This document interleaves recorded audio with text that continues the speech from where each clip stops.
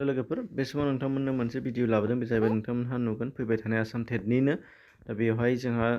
इउपि सेक्सनाव थानाय social science पार्टआव मोनसे दङ जाहैबाय मुगल मुगा एबा मुगल पिरियड दा मुगल पिरियडनि सोमोन्दै नोंथांमोननो जाथावथाव माखासे गोबांथार कुइसनफोर लाबोदों प्रेक्टिस कुइसन हिसाबै बेफोरखौ नोंथांमोनहा लानो हानाय जागोन आरो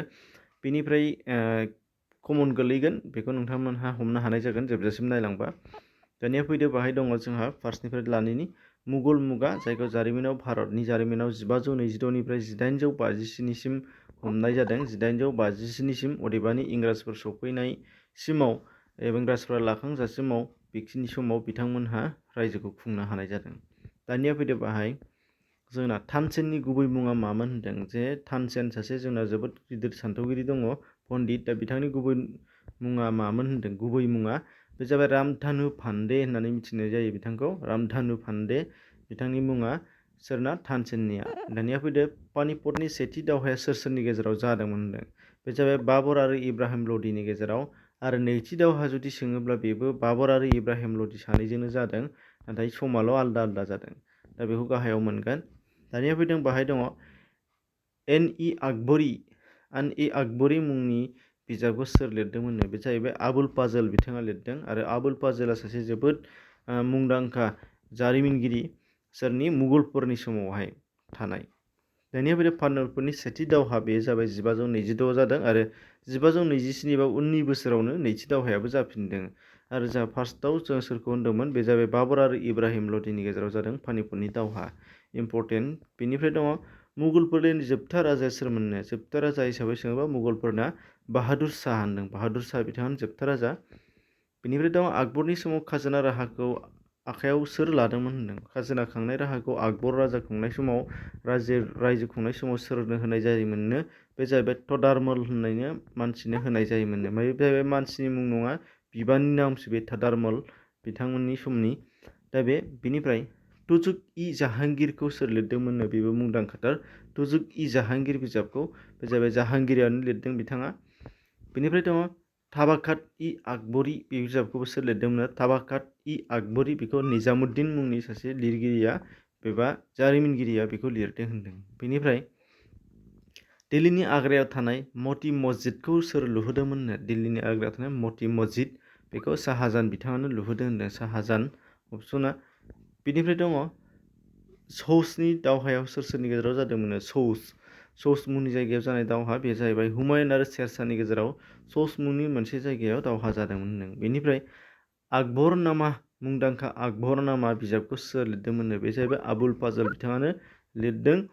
आबुल फाजला गोबांथार बिजाबफोर लिरलांदों बै समनि मुगलफोरनि समाव मुगल राजाफोरनि सोमोन्दै बेनिफ्राय रामचरित मनसा बिजाबखौ सोर लिरदोंमोननो रामचरित मनसा बे जाहैबाय तुलसी दासआ लिरदों तुलसी दास गोसोआव लानो नांगोन तुलसी दास बिथाङा रामचरित मनसा बिजाबखौ लिरनाय जादों दानिया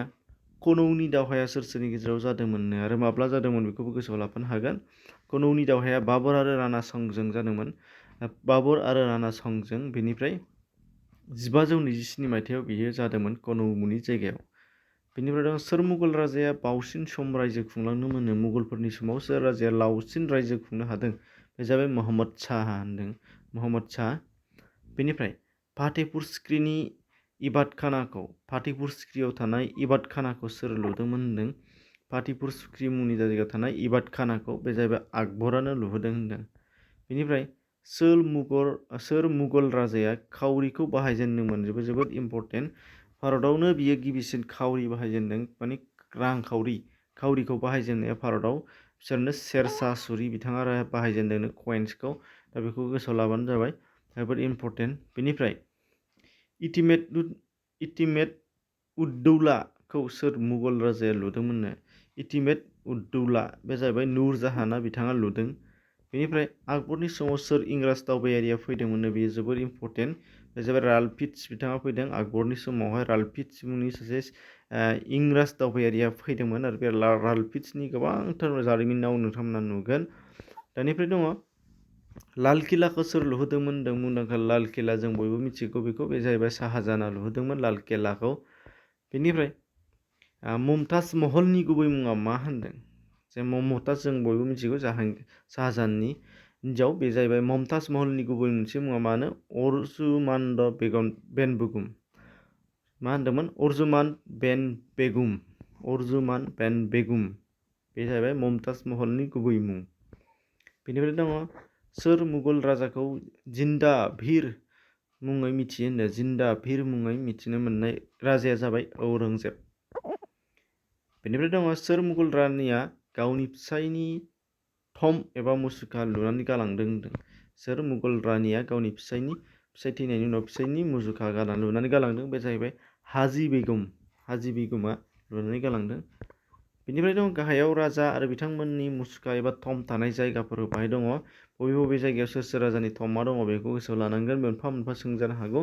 बाबरनिया दङ काबुलाव, बेनिफ्राय आकबरनिया दङ सिकान्दाराव, बेनिफ्राय जाहांगिरना लाहौराव दङ, शाहजाहाना आग्रायाव दङ होनदों बिथांमोननि थमा।